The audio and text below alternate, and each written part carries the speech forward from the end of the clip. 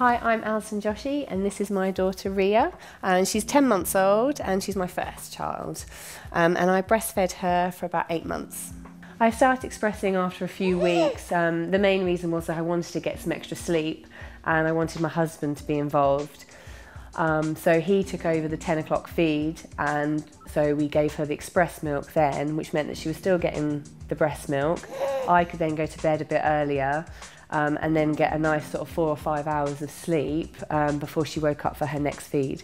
My top tip for other mums would be to get an expressing machine because it really does give you the flexibility.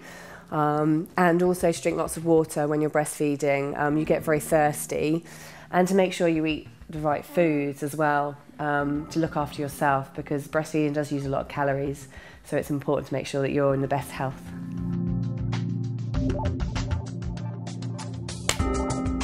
Hi, I'm Harjeet Diyal and this is my daughter Araya, who's just turned 4 months old, and I also have a son called Milan who's almost 3 years old, and I've breastfed both my children. So at the beginning I thought breastfeeding would be something that would come naturally to every mum, and it wasn't as natural as I had hoped it would be. I found it at times it could be quite uncomfortable, and I know that breastfeeding, if you're doing it correctly, shouldn't be something that's uncomfortable. It should just be something that you're at ease with and that doesn't cause you any pain. So I went to see the GP, and I also spoke to my health visitor and a pharmacist. The health visitor recommended to me that I should use cold cabbages from the fridge and also some hot flannels or quite hot showers on my breast to stop some of the pain. And whereas the doctor recommended that I should go for some nipple cream to soothe it, but also one of the most important pieces of advice that he gave me was that I should continue feeding from that side.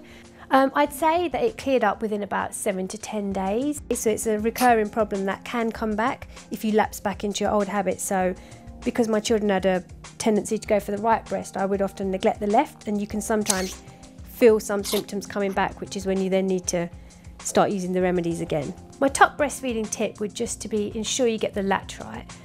That's where everything starts, and that's where, if you don't, that's the simplest thing, but it's where most of the problems can occur from. And I'd also say don't be afraid to ask. So the doctors, the health visitors, the pharmacists, they're there to help you. They've spoken to hundreds of women before you and they know the problems. And it doesn't make you a bad mum. In fact, it probably makes you a better mum because you're seeking help to help you along your breastfeeding journey.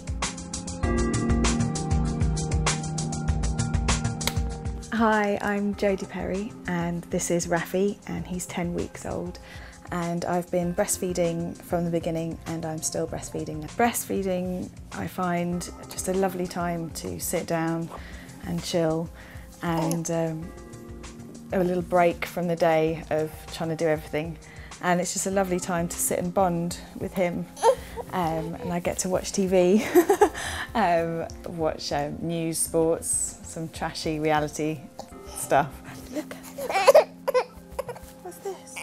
My top tip for breastfeeding mums would be to get everything sorted before you sit down and they get on the breast, because you might be there for quite a while. I tend to try and get the remote control, my iPad, some water, and some snacks. In case he falls asleep, I could be there for up to 2 hours sometimes, so you want to get everything ready beforehand.